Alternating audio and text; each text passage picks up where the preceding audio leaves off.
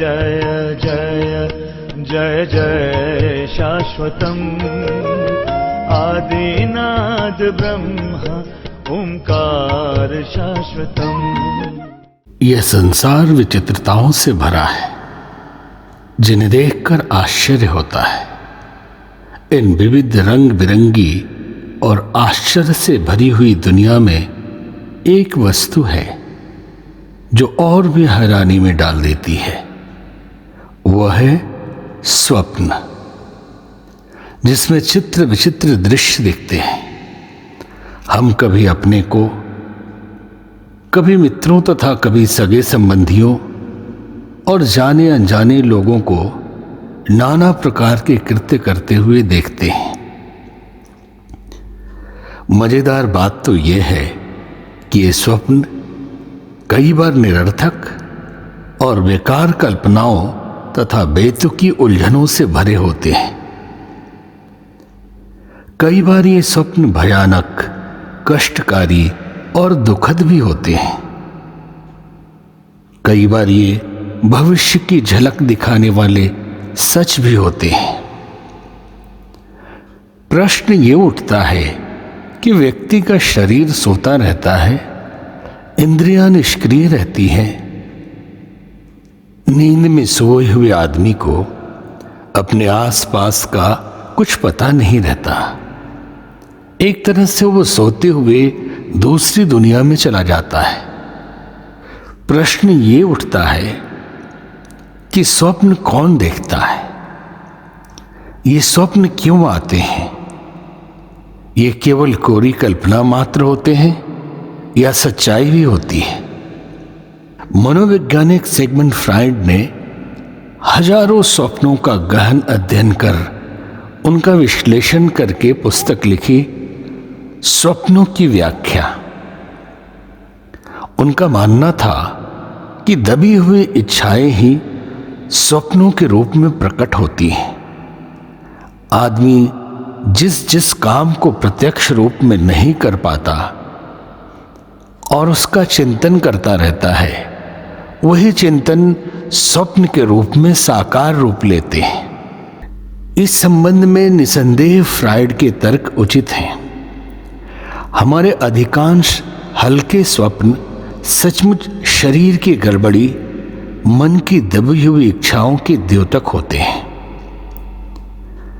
उनका मानना है कि स्वप्न में मनुष्य अपने आप को उड़ता हुआ देखता है। चिड़ियों को, जहाजों को उड़ते देखकर मन में स्वयं उड़ने की इच्छा आई होगी, पर मनुष्य शरीर से उड़ना संभव नहीं होने के कारण ये इच्छा जागृत अवस्था में दब गई और स्वप्न में उसी ने उड़ने का रूप ले लिया। स्वप्न में मनुष्य ऊपर से गिरता क्यों अनुभव करता है? इस प्रश्न के उत्तर में फ्राइड ने तुक्का भिड़ाया। मनुष्य बंदरों की संतान है। बंदर जंगलों में रहते थे और पेड़ों पर सोते थे। कभी उन्हें अच्छा आसन नहीं मिल पाता था तो सोते सोते जमीन पर गिर जाते थे। बंदर से विकसित होकर मनुष्य बन गया, पर उसके संस्कारों में छाया वह पेड़ से गिरने का भय नहीं गया। उसी भय का परिणाम है कि मनुष्य सोते समय गिरने के दृश्य देखता है। डॉक्टर फ्राइड की बातें सर्वथा निस्सार निराधार नहीं हैं। मन की कल्पनाएं वे हिसाब हैं। मानसिक कल्पनाओं का भी महत्व कम नहीं। हमारी ज्ञात अज्ञात कल्पनाएं स्वप्न जगत का सृजन करती हैं। इस बात में आश्चर्य नहीं करना चाहिए, परंतु स्वप्नों का संपूर्ण क्षेत्र यहीं तक सीमित नहीं है कि मान लिया जाए कि दबी हुई वासनाएं, कुचली हुई इच्छाएं यही स्वप्न बन के आती है। ये भी एक बात है, इसका भी प्रभाव पड़ता है। वस्तुतः ये सीमा मनोविज्ञान की है। जो लोग मन की दौड़ को व्यक्ति के शरीर से जुड़े परिचित संसार तक ही सीमित मानते हैं, वे अचेतन का दायरा भी सीमित ही मानेंगे। स्वप्नों में हम वो भी देख पाते हैं जो स्थूल शरीर ने कभी देखा नहीं, अनुभव नहीं किया। यह बात घोर भौतिकवादी नहीं समझ सकेंगे। मनोवैज्ञानिक कार्ल जुंग ने अवचेतन मन का विश्लेषण करते हुए अपने ग्रंथ मेमोरीज ड्रीम्स रिकलेक्शन में लिखा है कि ज्ञान प्राप्ति के जितने साधन चेतन मस्तिष्क को प्राप्त है, उससे कहीं अधिक विस्तृत और कहीं अधिक ठोस साधना अवचेतन की सत्ता को उपलब्ध है। चेतन मानसिक दृश्य, अव्य तथा अन्य इंद्रिय अनुभूतियों के आधार पर ज्ञान संग्रह करता है, पर अचेतन तो असीम साधन है।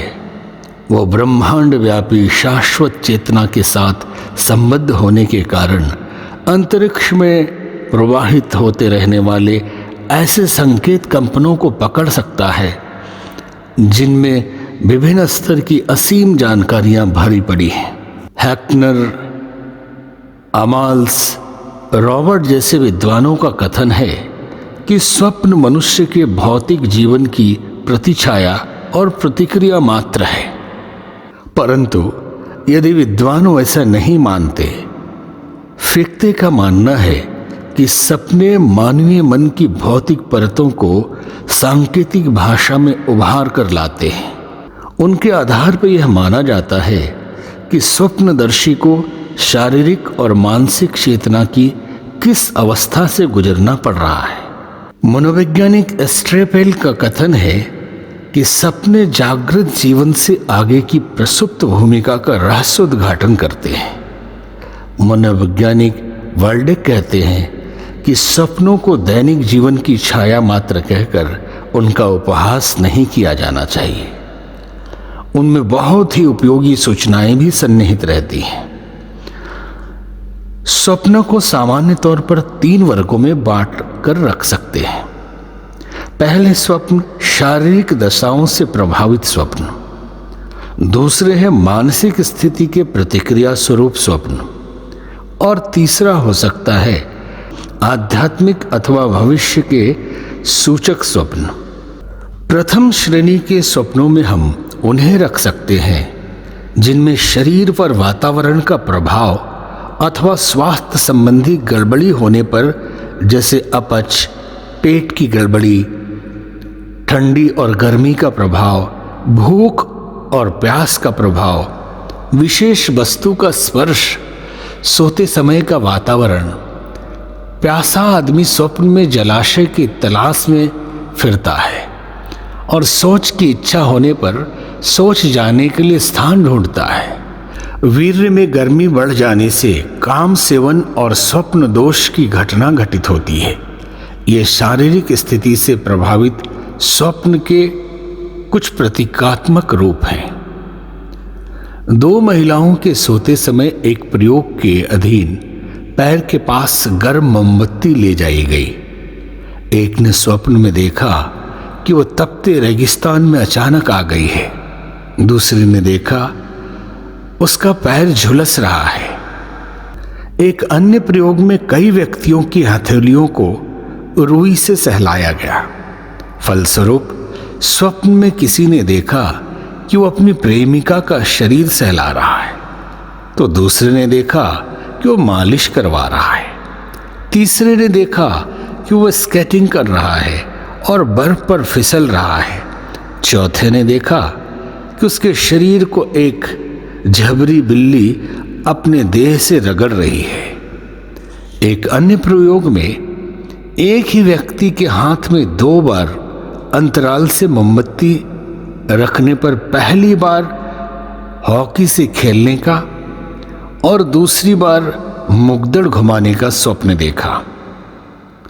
स्पष्ट है कि अवचेतन का कौन सा तार कब झंकृत हो उठता है, गहरी स्वप्न दृश्यों का आधार बनता है।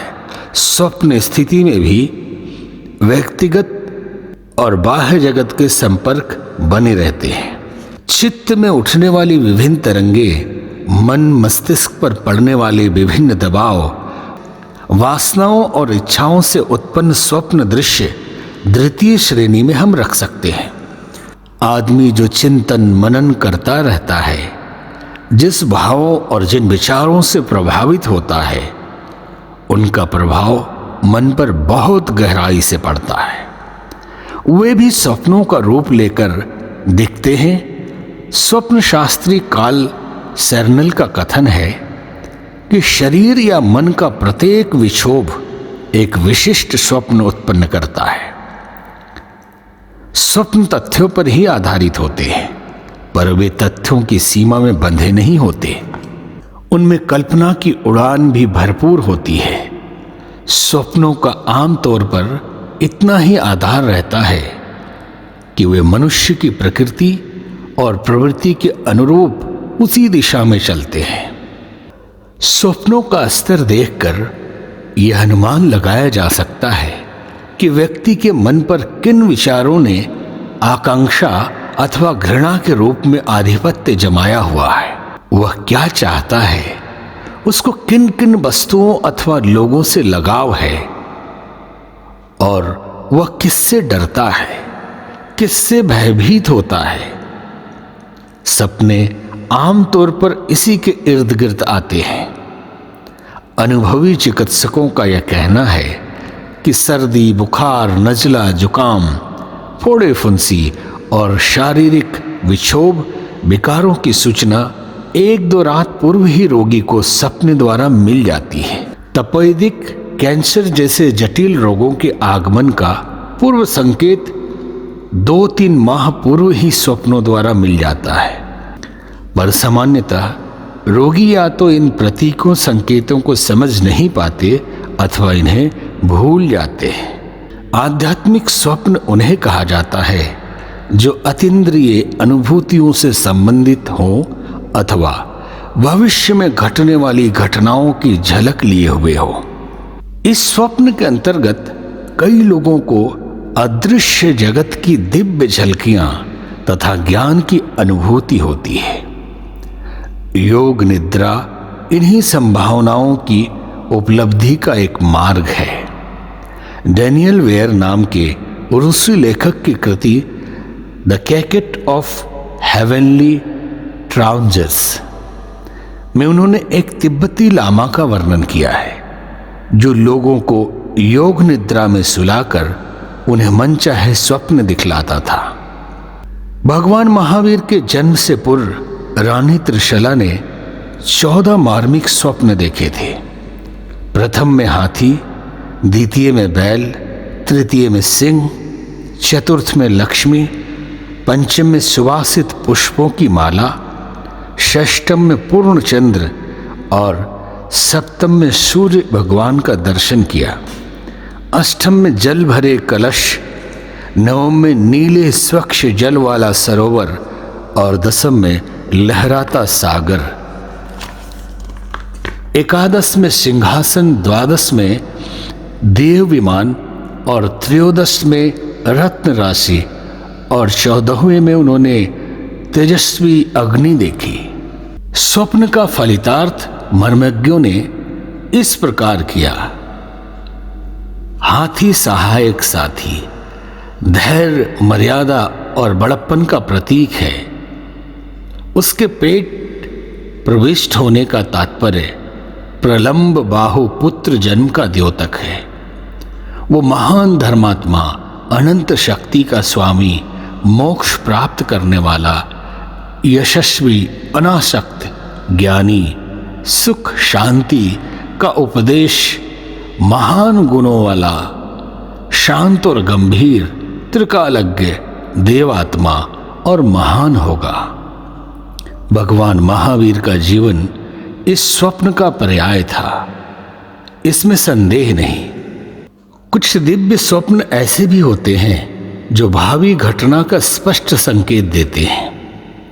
अभी जो सपना देखा गया वो इस समय अटपटा और असंभव लगता था, पर कुछ ही समय में यह आश्चर्यपूर्वक देखा गया कि वो स्वतः देखा गया दृश्य आगे चलकर वास्तविकता बन गया। बहुत सारे स्वप्न भविष्य के सूचक होते हैं।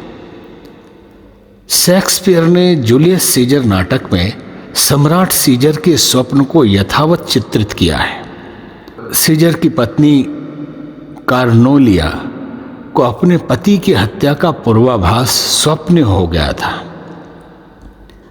इसलिए उस दिन उसने पूरा जोर लगाकर सीजर को राज दरबार जाने से रोका था। पर सीजर को स्वप्नों पर विश्वास नहीं था, इसलिए उसने बात नहीं मानी थी और उसी का परिणाम था कि वो दरबार गया और उसी दिन उसकी हत्या कर दी गई। सम्राट क्रीसस ने अपने पुत्र एथिस की हत्या का सारा दृश्य स्वप्न में देखा था। कहते हैं गांधी जी को अपनी मृत्यु की बात स्वप्न में कई दिन पूर्व ही मालूम हो गई थी। अमेरिका के एक नागरिक एलन बेहान ने एक रात स्वप्न देखा कि तत्कालीन राष्ट्रपति रॉबर्ट कैनेडी एक भीड़ के साथ किसी पार्टी में जा रहे हैं। रास्ते में विरोधी दल का एक सदस्य उन्हें गोली मार देता है और राष्ट्रपति की मृत्यु हो जाती है। एलन ने अपना सपना स्वप्न अनुसंधान संस्था के रजिस्टरों में नोट करा दिया और अनुरोध किया कि वे इस स्वप्न की बात राष्ट्रपति तक पहुंचा दें। इसके एक सप्ताह के बाद सचमुच वह सपना सच हो गया और राष्ट्रपति को गोली मार दी गई। फ्रांसीसी राजक्रांति की सफल संचालिका जॉन ऑफ आर्क एक मामूली किसान की बेटी थी। उन्होंने एक रात सपना देखा कि आसमान से उतरता कोई फरिश्ता उन्हें कह रहा है कि अपने को पहचान, समय की पुकार सुन, स्वतंत्रता की मशाल जला। ये तीनों ही बातें उसने गांठ बांध ली और उसी समय से वे फ्रांस को स्वतंत्र कराने के लिए नए आवेश के साथ उस संग्राम में कूद पड़ी।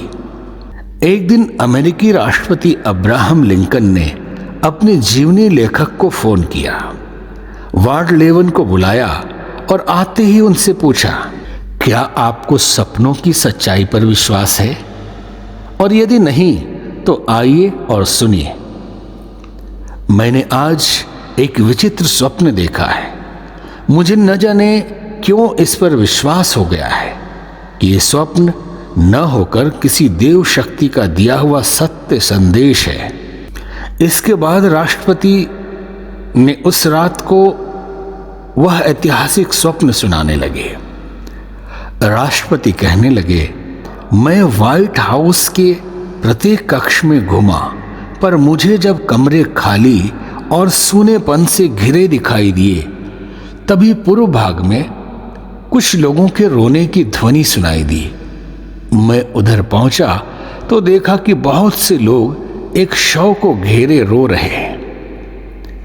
इनमें मेरे परिवार के सभी लोग, मित्र, स्वजन, संबंधी और दूसरे राजनेता भी थे। कौतूहलवश वहां मैंने पूछा, क्या बात है, यह शव किसका है?